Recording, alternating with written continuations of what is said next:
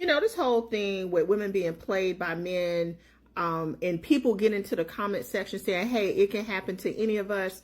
The way some of us are built, it can't happen to us. I've said repeatedly that I run background checks on every single man that I date. And so people got in and was like, oh, he gave her fake information. Let me tell you why I would not have fallen for that fake information. The first thing that I check for when I do a background check is all of your aliases. So when you do a background check, a lot of times it will bring up all of your aliases. I click on every single one of those.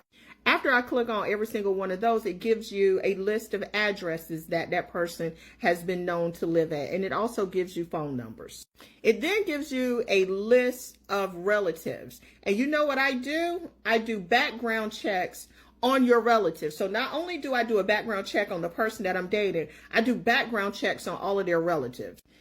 Background checks will also give you neighbors. You know what I do? I do background checks on your neighbors. So Miss Sue that you knew in the 3rd grade, I'm doing a background check on her too. Then it gives you jobs and education. So I'm cross-referencing all of that to what you have told me. Background checks will give you social media. And so you know what I'm going to do. I'm going to go over to your social media, and then guess what? I'm clicking on anybody that has commented on any of your posts, especially if they say, hey, nephew, hey, cuz. And then you know what I'm doing? Background checks on them to make sure that the information on their background cross-references with the information that I found on your background. And then after I do all of that, I'm doing a criminal background check on you.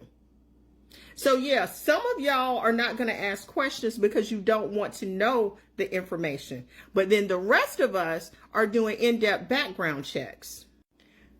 Finally, it's going to give me a list of possible cars or homes that you have bought or own. And then you know what I'm going to do? I'm going to go over to the county GIS office or GIS website and cross-reference to make sure that the house that you said that you live in and that you bought is actually in your name.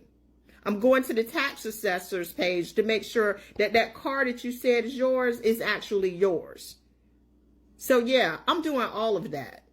And if at any point in time, any of those stories don't add up, you're getting blocked.